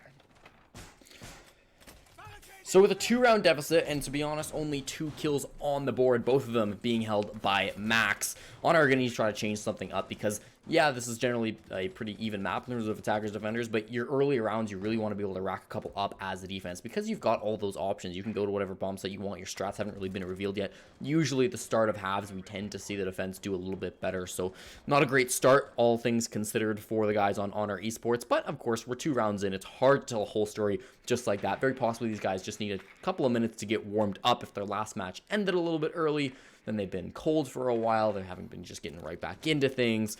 These qualifiers, obviously, as we know from the last matchup, we do get a bit of a break between games, so they're going to have another opportunity, of course, here in round number 3 to be able to try and close it out. So far, no deaths. And that deployable shield being already naded off the point, that's going to force Doc to get rather uncomfortable position. And as we talk about that, Jaeger, where he was previously unsuccessful to kill that buck, will be successful this time around, as Callie will be forced to suspect the cams, so his teammates provide him and nothing else for this round. Now with a 5-on-4 scenario looming and 2 minutes left, CDC control is in favor. So, successful roam gear coming out here from our bad. And I honestly could see, despite the man advantage being in the disfavor of our bad, the ability to adapt and land their shots at every site. Yeah. Will be so exponential. I mean, Delta's taking quite a bit of damage here. Yeah, that's what I was going to say. Yeah, he has gotten actually healed back up because of the Doc pick. That's going to be really huge. He's now no longer such a liability. He can really get into some more gunfights. And especially if the enemy have called the guys low, maybe we won't realize that, hey, the Doc's actually healed them back up. So you're now sitting in a minute on the clock. This has been way slower. Delta, great headshot onto boosters. Going to increase that man advantage from 1 up to 2. That was a really nice shot. Now there's just 3. Make it 2. Beastly will finally get one in return, but I don't think it's going to matter. Pepitos with a double kill makes it just onto Rav to be able to try to push on in and get 4 kills. He will find 1, but Pepitos is there to win the exchange. Great round by him, and Honor Esports finally get 1 on the board. Okay, I'm not going to even lie there. I took a sip. I just spat it right out. That was a beautiful shot right there. Not only was that an insane shot, keep in mind, Sophia had an ACOG, okay? Yep. He has the advantage there. On top of having a better gun in that scenario, he had an ACOG, and he still landed that shot, and wow. And then what followed from there was just an absolute slaughter fest, from the attackers being able to get a kill that would pan out in their favor when it came to winning the round. And a beautiful hold on the hands of Honor. And that all started off with, we can attribute Callie dying early. Yeah. Him not being able to directly impact the round as he had previously directly influenced a change in the momentum. Yeah, you can see him with his current top frag leaderboards. You've seen there 4 and 2. Even despite the fact he was the first death in that last round, he's still leading the server. So that just shows how much impact he's had in the first 2 rounds. And as you mentioned, him going down early definitely hurt them. Now they're going to go and defend Ventilation Workshop. And I'm worried because both of their Armory Lockers defenses looked okay. You know, that first one they lost, obviously, but they still didn't look too bad. They just didn't look like they were all there in round number 2 when they defended this bomb site. Most definitely. I mean, not only, like, again, we talked about this really early But it wasn't just they cleared out in 50 seconds. Is it this shot? They weren't landing their shots. I mean, it Yeah. doesn't matter what strategy you're doing. If you're not being able to land your shots, that you won't win. It doesn't matter how smart of a player you are. If you are not landing these crucial shots, winning these gunfights, winning your ones, you will never win a game. And it's just as simple as that. And yet Jaeger dying early, and not only that, he had a rotation downstairs, but he made the call to try and peek it and take his gunfight, and he didn't win it. He had no one there yet his refrag, and it led to their demise. It's a really nice drone, but it wasn't shot out. Oh yeah, and Glitch actually gave me the first one to fall. A bit of a different engagement Where for was what that we from? were watching. I don't know exactly where that was at. If we can find a body or something, we're looking for Can't it. find a body. No, me neither. They hit the body. Hopefully the defenders won't be alerted to the fact, or the attackers won't be alerted that they've actually lost a man. I'm not sure if that's quite how the game works, but hey, at least they've tried Like something. they're all talking, their comms just Sledge. Talking like, yo, where did Sledge go? He's just over at the cafe, just having a cup of Joe real quick. Him. Oh boy. We're reaching the 2-minute mark here, folks, and again, it's been a lot slower. It seems like when Arbad can't get that really early lead, they do struggle a bit. That's a big one, though. With Kozak going down, you don't have a smoke going into these last 2 minutes. That's wonderful. That's exactly what Honor need right there. Jaeger being able to hit his shots and then forfeit off that point, no, he gets the frag. That's what they were looking for last round, and that's what they were looking for this round. Vice versa, though, they get it this round, pans out in their favor. 4-on-3 advantage now in favor of Honor. Now with 30 seconds, again, possibility still looming above of our bad comeback. However, not seeming likely with the available utility on the board. Yeah, Lackery been really big these last couple of rounds, had some really impactful frags. Cali taking a little bit of damage there. You can see at the top of your screen, not exactly sure what that was from, but clearly not enough to do any serious damage. Delta hiding out in customs inspections. You can see he's pretty low. In fact, most people in the server right now are not at full HP. A couple of gunfights going down. You gotta be careful not to shoot your teammate, as Rav is clearly aware. Cali will cross right in front of him, and as they're trying to push in, they're mostly inside of tellers. They're inside of the waiting room if they want to try to make it a little bit farther. Again, this Delta roam could be deadly. He's playing a really long angle, doesn't have the ACOG, but if they're not aware of where he's at, might not need it. Here goes a frag grenade inside a bathroom. Nobody's in there. Might have dealt with that castle barricade. That might just be good enough. A lot of damage now onto the Maestro. He's got to be careful. Lackey gets down to very little HP on him. One of these exothermic charges being used inside the bathroom. Clearly they've gotten in Oh my there. God, there's 3 people here. Oh boy, this is actually going to be really disaster if somebody can just click on these heads. Rapid succession. He saw him for just a moment. Cali's got to be so careful. This time, do not forget about it. 20 seconds right now, and they're getting under drones. This is a very risky strategy. If this time doesn't go their favor, Delt is going to get taken out. He goes down to the floor. Cali will be able to finish off Lag with a headshot too. That's really unfortunate, but he gets the kill anyways. Can he turn around and get these kills? Cali with double. Will he be able to land anything else? No, it's a one-on-one. It's just Rab versus Pepitos. Pushing forward, and Pepitos hits the shot that he needs to hit. Honor Esports have tied it up. That one came down to the wire. I was actually speechless at that point, okay? That came down to the absolute wire. Refrag after refrag after refrag. But you know what I can attribute that entry to? What? Not reinforcing the teller's wall. Mm-hmm. Whenever you're doing a teller's hold when you're defending workshop, not reinforcing that. That one allows a line of sight onto anyone playing in custom, so that puts their life in danger. But that also kind of makes Castle useless because it doesn't matter. Everyone's gonna take a sledge or a buck or some with breach charges. Right. Or both You're gonna get Sledge that and one. Buck and Doesn't breach matter. charges. Yeah, like they're gonna get that wall open, but you get a better line of sight on the wall than you do with the door. The door you really don't get anywhere. Mm-hmm. Like, it doesn't make any sense in my mind, not reinforcing that. Now, obviously, they probably have their justification. Maybe visit somewhere else to try and have someone, maybe try and delay some time. But I would really look into that and notice that, hey, we don't have 3 reinforcements here. Let's try and maybe change that up. Because if they had 4 reinforcements there, he might buck over the wall. They took control of it instantly, okay? That came down to the final 2 seconds. If they had that reinforced, that would have never happened. They would have ran out of time way before that. Yeah.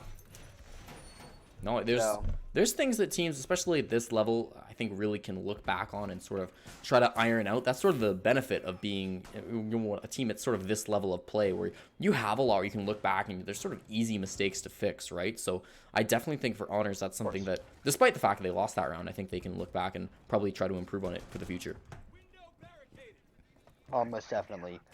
Now, it does appear that we're going to be having a top-down hold, which, again, already previously described what it is, and it's pretty simple. You Welcome hold to the border. top to defend the bottom. Vice versa, Mhm. attack the top to attack the bottom. That's Common. how almost every map in Siege works, border being one of the most predominant cases of. Mm-hmm. And, wait, I'm pretty sure that wall was supposed to be reinforced. Might Oops. be Yeah, I'm pretty sure it was supposed to be reinforced. That's unlucky Oh, timing. well. He shot open the door. He couldn't reinforce in time. Unlucky.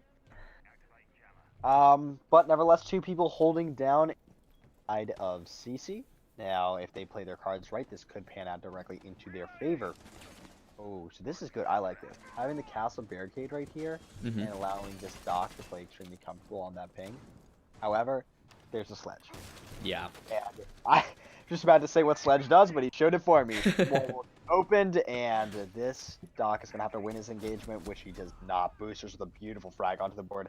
Not only does he win his engagement, but he hasn't lost a single bit of HP. Callie following it up with a beautiful. Callie's just okay. Callie's just pushing downstairs alone. He's having a good time. I'm done. I want to have. Just want to get this map over with. I'm pushing downstairs, and Pulse is dying. Don't worry about it. Hey man, he calls it and it happens. You gotta respect a player like that who can just. Sorry, he's about to enter into sight. Hey man, he does what he wants. This is a player who gets aggressive when he has to and makes things work for his team. You can see the defense preparing for just the Buck to charge on forward. He's having a little bit second thoughts now, maybe waiting for his teammates to get in a little bit better position, but still just standing out in the open saying, let's take these gunfights, kids. Let's see how it ends up. The moment, no more kills in his favor, though. Boosters dealing with these mute jammers as well as Oh the my player god, on the side there. This is not about to happen. That's not Callie, happening. he's But vaulting he's in. looking for it. There's a shotgun in his face. With those two kills, we'll actually even things out back to a 3-on-3. So Honor is starting to pull this back. You might think maybe there's a little bit over aggression over on the side of our bad. I don't know exactly how the Zofia died, but Callie Yeah. perhaps not the greatest He position got from him. C4 from below. He threw his Okay. C4 up and killed him. But that's what ultimately led to his death.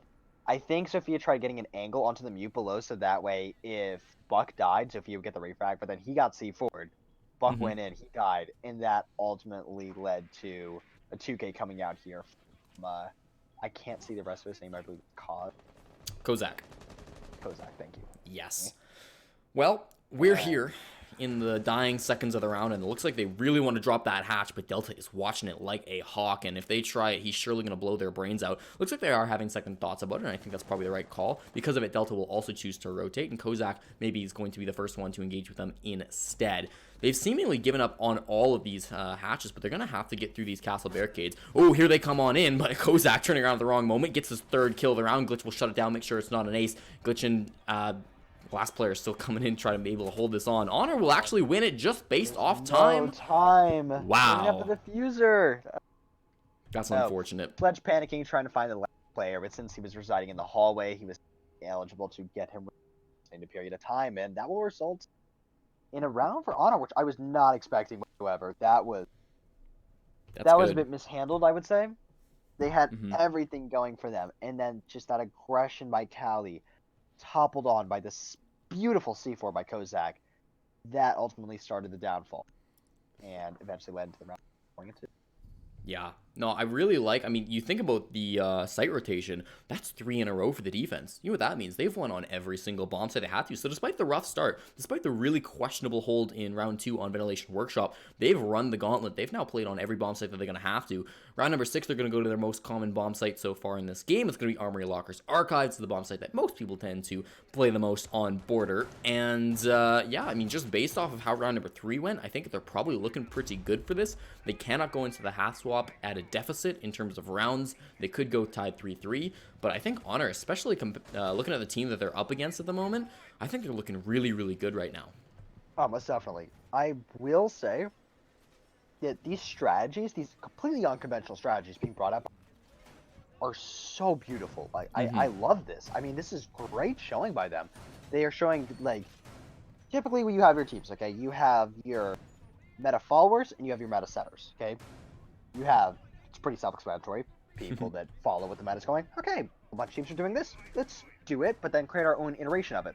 And then you have teams that are like, hey, I have an idea, let's see if it works or not, okay? I'm gonna try this, don't care if it's in the meta or not, I want to do it.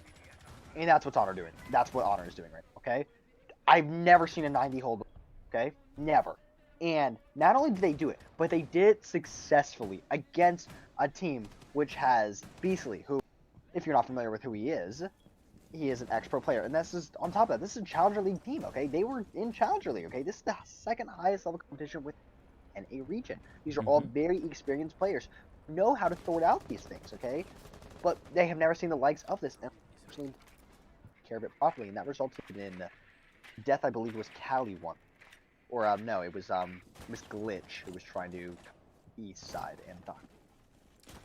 Cali the first one down in this round, and so that's going to be, again, an early lead in favor of Honor. Just as I say that, of course, boosters will even things back out. It seems like Max has been in a lot of these early engagements for his squad. Very much sort of the far roamer on his team. Lackwee, again, another player who's been roaming quite a bit. Delta was at the start, but it seems like they've sort of reined him in. He hasn't had the best performance so far in this matchup in terms of just pure kills, and he has been on more so fragging operators. So perhaps they want to maybe rein him back a little bit, give the other guys who are having a better game a better chance to shine. It seems like since they've started to get a little bit warmed up, they've done quite a bit better. Rav will make a small hole, and, well, the Sledge will come on in, and Glitch will make a bigger hole. A couple of them, to be exact. And with these holes, they're going to try to, yeah, they're going to really try to, make some holes they can try to peek through and look into the bomb site. Now, you are down 2 players. Whoa.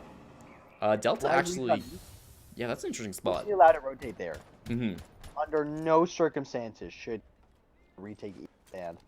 That grenade being overthrown just a bit, but if Delta is not spotted out, this could spell absolute detrimony coming out here from the attacking. And as I say that, oh my goodness gracious. Oh, 2 headshots quick with the Alda. He's there. Gracious. Beautiful 2K coming out, and I believe Delta could actually get the frag on to the Thatcher if he plays his cards correctly. Now, I don't think this is going to pan out in their favor. 30 seconds left. Oh my god. Yo, he can get the ace here. That's Rav off the board. That's 5. Now, he does have a diffuser in hand, but in all reality, this is done round. Oh, he's about to walk in. Oh, what a beautiful shot there. That's Beasley unfortunate. can come on in. He's going to land one. Can he land another? Not appear so, and yes. Kozak! Running the final shotgun, and not only does that win them the round, but that wins them the half as they go 2 to the next round. If you're not familiar with Rainbow Six Esports in general, how it happens is that you have 6 attack rounds, 6 defensive rounds. For those, you switch side. Pretty simple. There you go. I think looking back at that last round, there's a couple things I want to point out. First of all, the way that Kozak was playing on the smoke down below, that's really risky because somebody can push you in from the bottom, and if they just see your feet, well, you're basically dead man in that situation. But I like that he did it when they were already down a couple of players, so you can expect that, well, if you don't have your full 5 attackers, you'll probably take the guy who was downstairs, put him upstairs to try to maybe support that push just a little bit harder. So great play by him. And then obviously just the insane foreplay coming out from Pepitos. I thought that was nuts. He really carried the team that time. And I really like the operator being played here. French boy Lion. I want to move, man. I want to move. So, Lion being played in. For those who are just tuning in, Lion fan last match meeting. Yes. Played. Well, you can play him. But Yes. that won't be the case this round, as not only are we going to see a Lion, but we're going to see a Jackal as well. So, on top of knowing exactly where you are, you're not going to... So that's great. What a beautiful combination that is. Other than that, no oddities coming out here on the attacking or defensive lineup, except for one thing, and that would be the Rook. Now, this has been a topic of discussion since the game came out, really, and that is Rook versus Doc.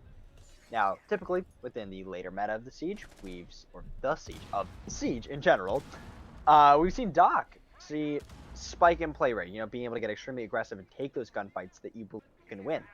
Rook has been thrown to the sideline. So, what is that cam, Callie? Why is it on the floor? Okay. You wouldn't expect a cam there, would you? I mean, I wouldn't, but what if a drone comes there? Just comes in the door. It's like, yo, guys, there's a black eye on the floor. Nobody drones there. We don't drone in Siege. Why? It's fine. You can at least hide it around. Okay, I'm not gonna. Okay, you know what? He's in Challenge League. I'm not, so I guess Exactly. Do not question the pro players. Obviously. Please and thank you. No, but I do, I mean, to come back on what you were talking about in terms of this attacker lineup, this is something that's be really, really annoying to play against. Wait, I thought that rotation got patched. Pardon? Didn't they patch that Oh. rotation a while back? I feel like it's been patched a couple of times, but it's just kind of always come back. Honestly, I love that rotation. I'm glad they. Yeah, it's nice because you get to you sacrifice a little bit of health to be able to do it. I think it's actually a pretty decent place to or thing to have inside of the game in terms of just the health overall. Either way, Definitely. it's here whether we 10 like it or safer, not. so. Yeah. But heading into this with the first minute of play, that is, oh my god, that is a double claymore on stairs. Yo, no one's getting up that staircase no matter how hard you try. Okay, you go one way, you're hitting a claymore. You decide to fall, you're hitting it. Speaking of explosions, oh, that's unfortunate. Oh. That's unfortunate. So, Yeah. bit of aggression coming out here from Rav, and it will pay with his life. So, Thermite being taken off, but he'll do his job. Got the wall open, and seeing is that the wall on the side office is already opened. It's not going to be one of the biggest that he's dead. However, with C4 off the board, and a beautiful shot there from Lackey. I probably just butchered that name, but I'm really hoping. Oh, he's got 3 so far. We just have ace potential after ace potential in this game. Lackley's been absolutely Really fantastic. stepping things up. Oh yeah, I mean everybody from Honor is but as having we great say that, performances. Boosters will get 1 kill and unfortunately get refragged. Yeah, most definitely. Great performance from him, as you were saying. Cali, this is just a sad place to be. He's going to actually move a little bit at the end of that. Is this C4 going to get 2? It'll get 1 onto Delta. That's something. And honestly, at this point in time, you only got to find 2 more. You got Max on the window outside here. He's going to vault on in and grab that. We still have the Thatcher as well. He's going to get the first shot. Will he get the second T-goal? There he is. Our bad take. Round number 7 off of a huge 3K. God! Cali clutch. That's not supposed to happen. No, you don't know. Callie, stop. No. You don't know. It doesn't work like that. Cali clutch. You're supposed to die there. Oh, wow. Oh, my. Okay. That was really poorly played. I don't know who that was that walked in and died just before the ended. If he had just covered the rotation and gotten the plant down, there's no way he wins that, okay? Because, you know, he walks in the doorway. Even if he lands the shot to the person covering the angle, person gets off the plant, they shoot him. But he decided to walk on in and take the gunfight. And then that forced the line to push him as well. Oh no, that was a complete lack of communication coming out here from opposition in that round, and a really important round if of that. I mean, if they won that, they would be up 5-2 against a Challenger League team, a team that has far more competitive experience compared to that roster. I mean, you players, and these are household names. I mean, it's not easy. Jesus, wow. Yeah. So far from Honors, what I'm seeing from these guys, because I haven't casted these guys too often, but what I'm seeing is there's a lot of individual talent in terms of like clutch potential, and especially in moments for really big frags from guys like Pepitos and Lackley. There's also very good strategies. You can tell they've gone over things. They've done like VOD reviews. They've done a whole lot of practice together as a team in terms of all that kind of stuff. Seems like their weakness is in coordination and communication. When it comes to working together in these tense moments, seems like things sort of fall apart. They get a little bit too hectic. They deviate from the strategies that they clearly have set out, and things sort of fall apart when things get chaotic. Yeah, and it is quite unfortunate to say the. I mean, although that was a beautiful clutch on Callie's, I mean, he does deserve recognition. It was truly a mistake on Honor's part that allowed that clutch to happen, okay? And if that had been adapted into just simply covering the angle and getting the established, it would have never happened. Now, I want to say, it's pronounced Lackey. Lackey? Yes. Okay. I think that's correct. If I am mistaken, I truly... Twitch chat, let us know. Let us know. And we'll fix it in about 3 minutes because we're on a mandatory 3-minute delay to keep things fair. Of course. Here we are, though, a full minute in, almost, and nothing's really gone down. We, of course, are not defending armory lockers, but that's where the bandit batteries are all placed up. We are downstairs in ventilation workshop. That's why the people are very concerned with holding this top floor. Anywhere on board you go, you hold the top floor. That's just sort of 101. They had 2 drones drone the exact same. You can easily That hasn't. It's that coordination we were talking about. A little bit of miscommunication, miscoordination. Definitely something these guys need to work Speaking on. of that miscoordination, who's just gonna get misthrown? Yep. You just got right now.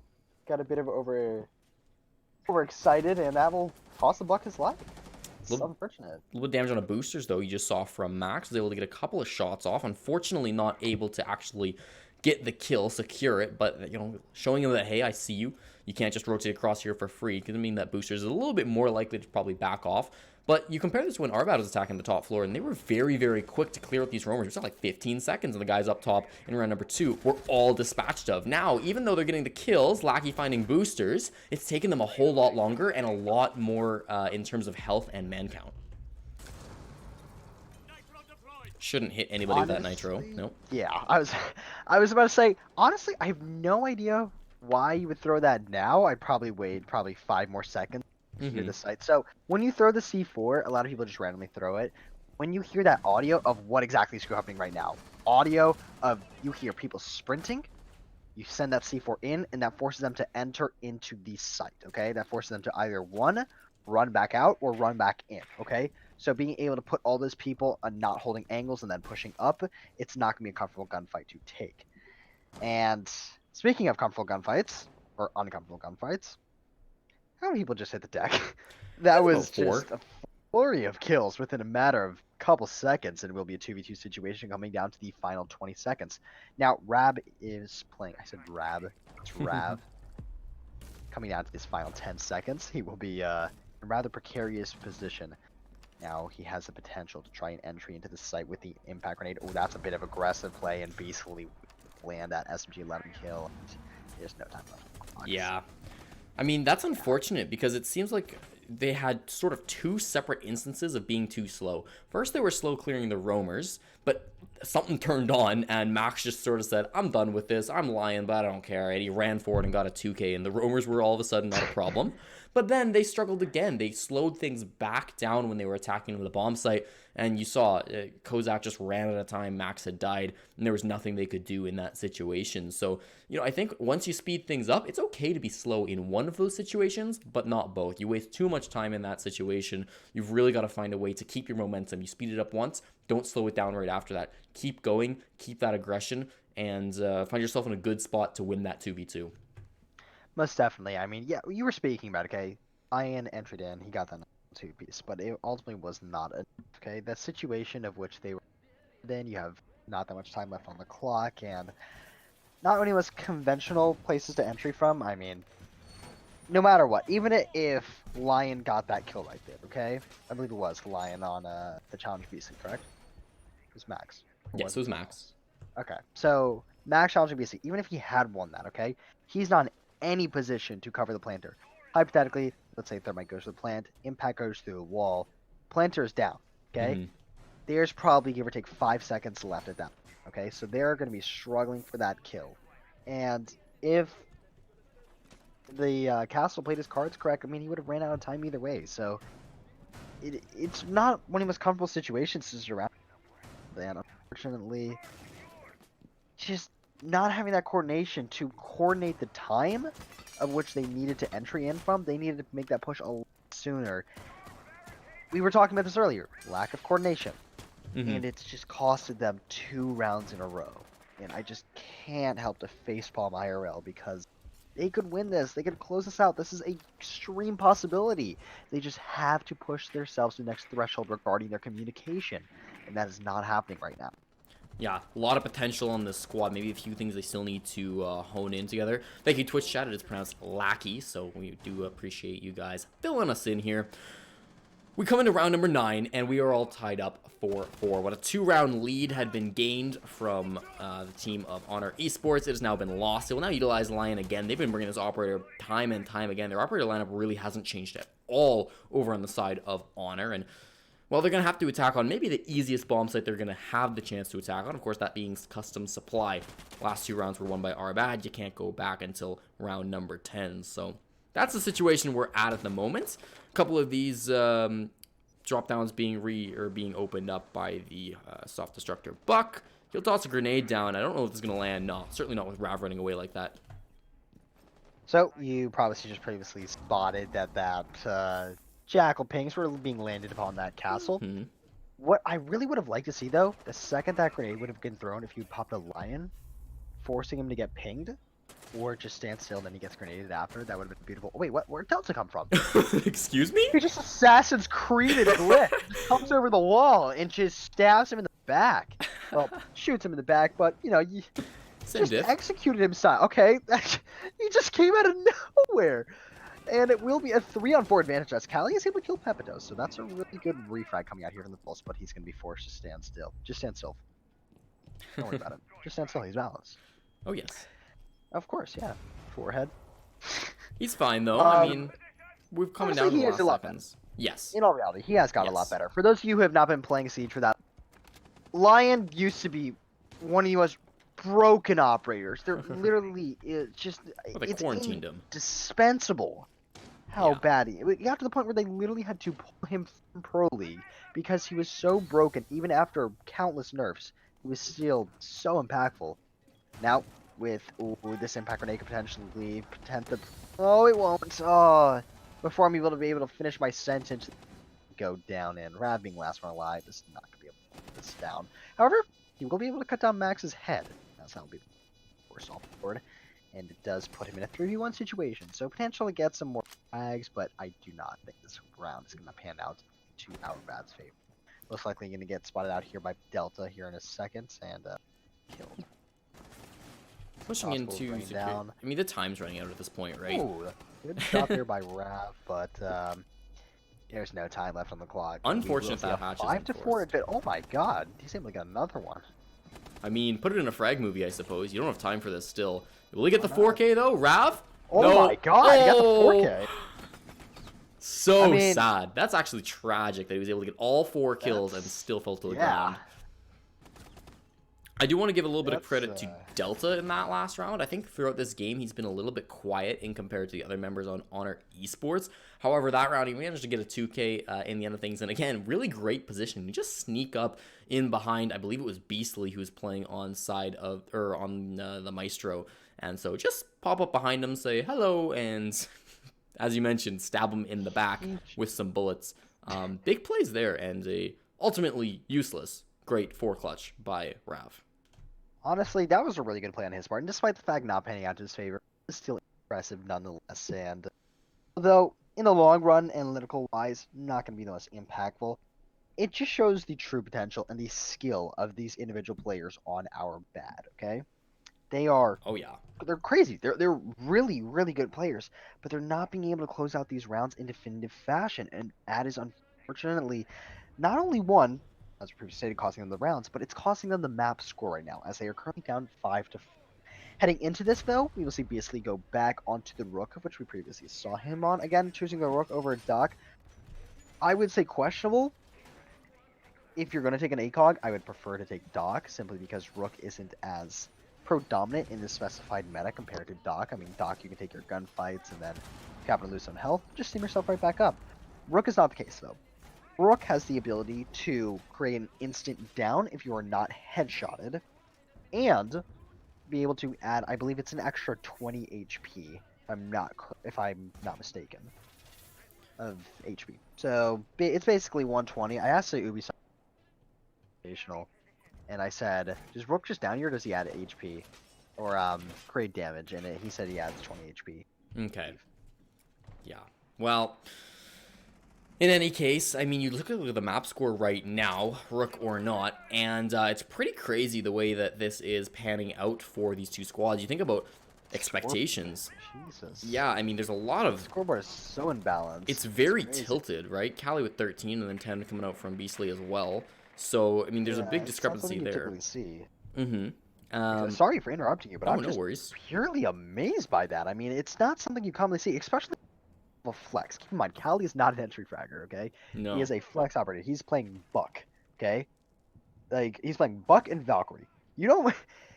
Those aren't considered fraggers whatsoever, okay? Valkyrie, although, yes, you can frag out with her, depending on how you choose If to you're play her. Brazilian. Yeah, and, well, we don't have that many nesks up here, okay? No. In Brazil, like, straight up, you look at Brazil, and they see the MPX, and they see Valkyrie, All right, that's a fragging operator right there. Slap me on Valkyrie, and I'm gunning, okay? Oh, that lineup right there. Oh, no. That timing right there. Now, despite the fact Delta is down Lucky, or Lucky, is it Lucky? Just lucky. Almost Lucky. Well, they Just had an H lucky. in it, so Lucky. But I feel like no matter what I say, I'm going to pronounce it wrong, but that's a really beautiful line right there.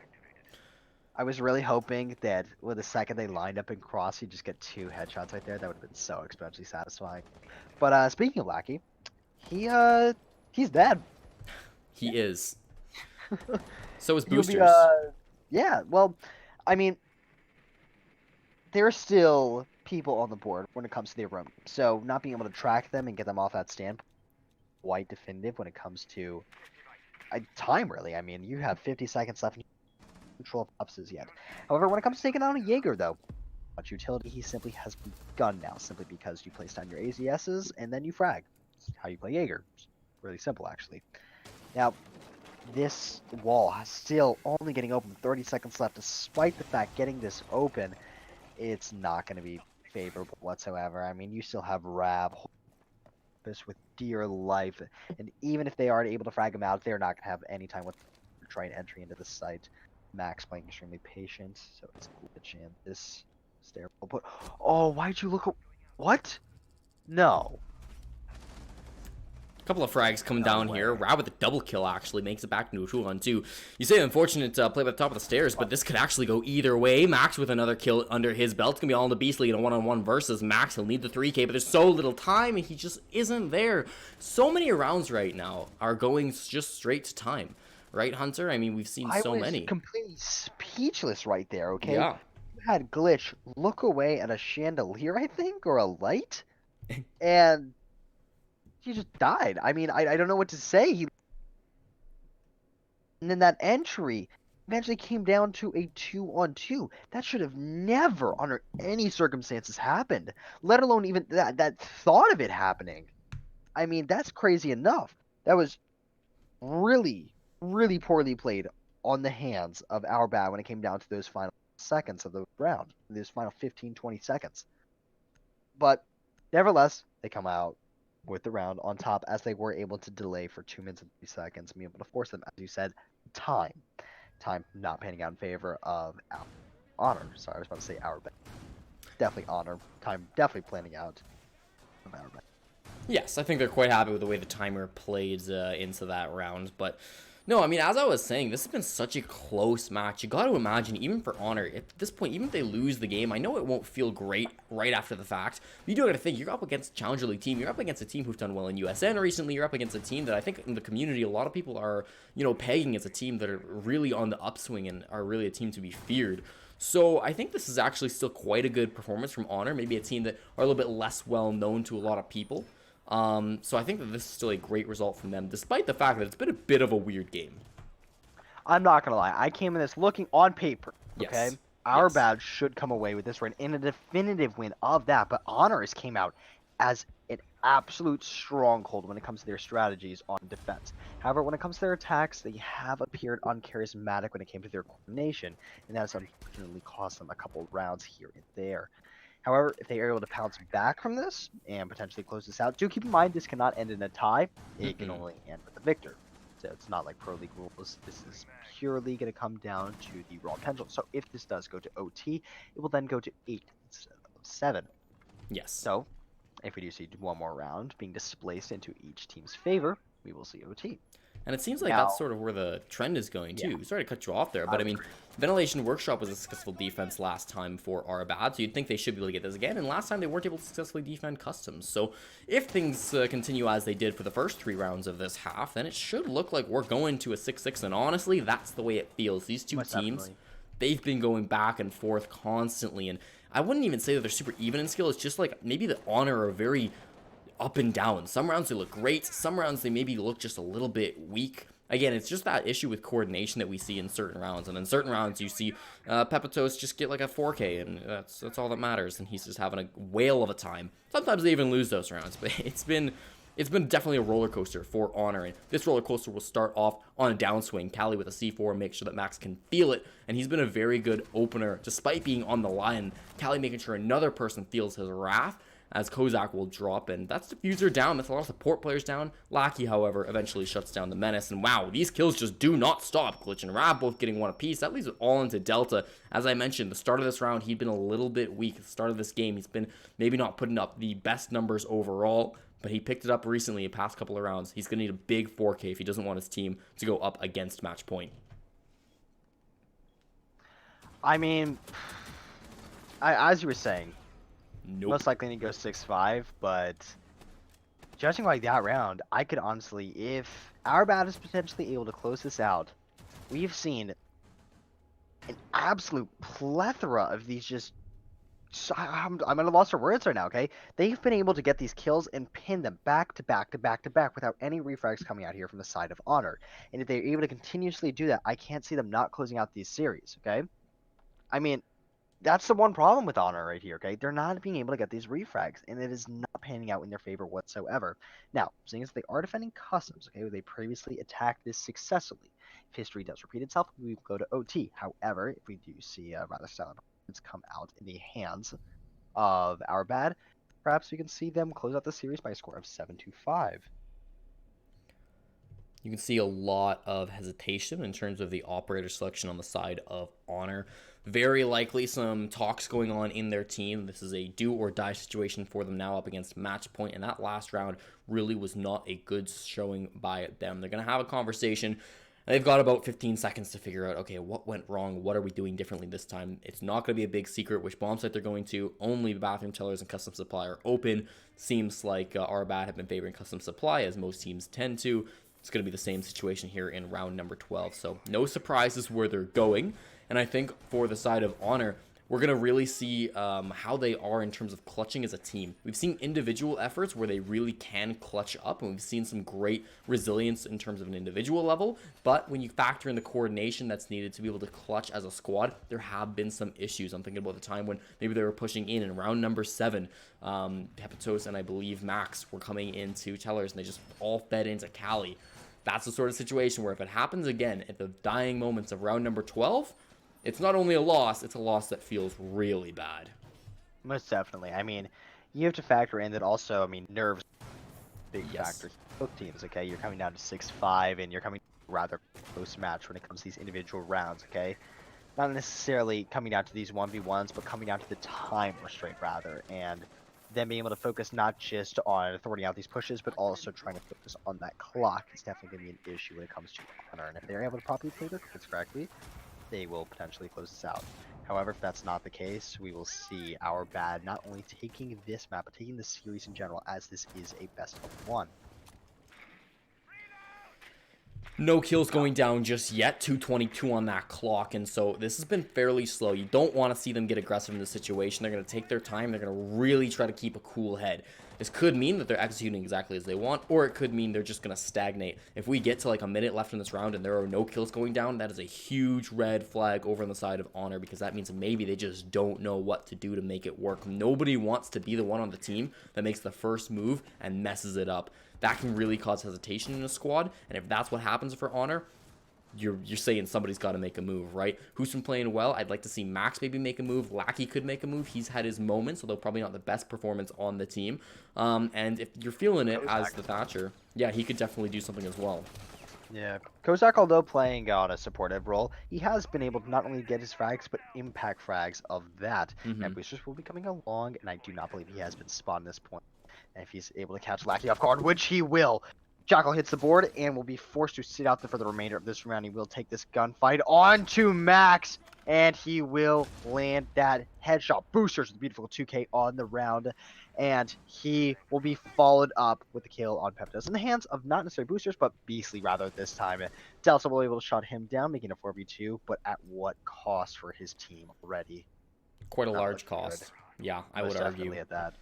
This has been really a case where, again, they weren't really doing anything. So Boosters came up and he said, I'll do something. He got a 2K, killed a lot of the people. They had no idea where he was. Again, the communication probably should have stopped that second one from going down. Again, it just wasn't there. So in this situation, I think this has got to be dire strengths. You need a huge play coming out from one of these two players who, in my mind, have been probably the two least impressive players in terms of just the kill department. They've been fine on support, especially Kozak, I think, has been doing a great job, but he's going to be down. It's going to be all on to the last player alive. That's unfortunate. 30 seconds to go. He's got to find 4 frags. It looks like Arbad will be finishing this off nice and easy. Delta gets a double kill. It's actually going to have to be an ace if he wants to find all of these kills. Diffuser right next to him. Kozak already calling GG. No faith in his squad. I don't like to see that, to be honest with you. Might imply morals are low, and maybe it should be, with Glitch getting the last kill of the round. Arbad take it 7-5, excuse me, and honestly, great game by both teams. Slipped up a little bit by Honor, but Arbad, better team in the end, showed up. They played well. Most definitely. A great match nonetheless. And we were talking about this last round. The plethora of kills happening within those designated seconds. I mean, Boosters, he just popped in, killed the Jackal. 5 seconds later, there's another one. Beastly. 5 seconds later, another one. And that's it. Right there. Cali coming in with 16 and 10 on the board, followed up with 13 and 6 on Rav.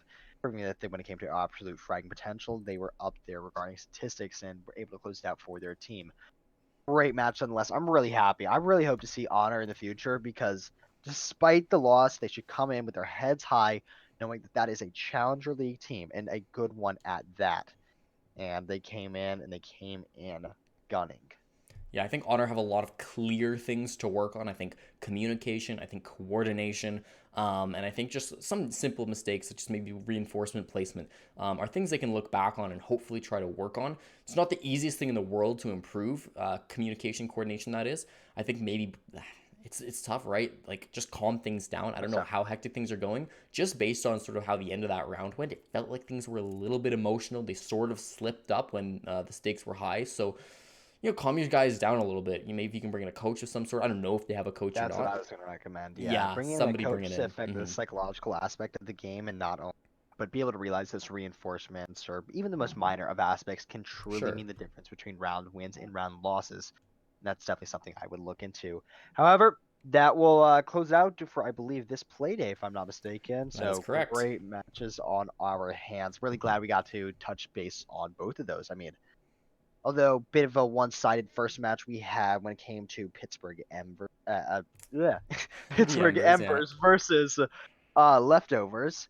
7-3 scoreline on Coastline, and then we followed up by a great match, Honor versus Outbad, which obviously just ended the score of 7-5. Order. I'll tune it for close it for us, I believe. Yeah. Well, Well, it was a really good night. I think it was. I'd like to thank everybody for coming out and watching these games. I want to give an extra special shout out to Chris Uzumaki Valdez for running the observation for us. I think he did absolutely fantastic. Good observation work by him. Big thanks to you, Hunter, for coming out and casting with me tonight. I think it was a lot of fun. We will. I had a great time casting with you. Yeah, I thought that was really good time. So, folks, we will see you another time. The Raleigh qualifiers continue. This is just past the halfway mark, so be sure to tune in to more community casts to catch the rest of these and figure out who's going to be the one to move on to Raleigh, North Carolina from NA. Thank you, and have a good night. Yes.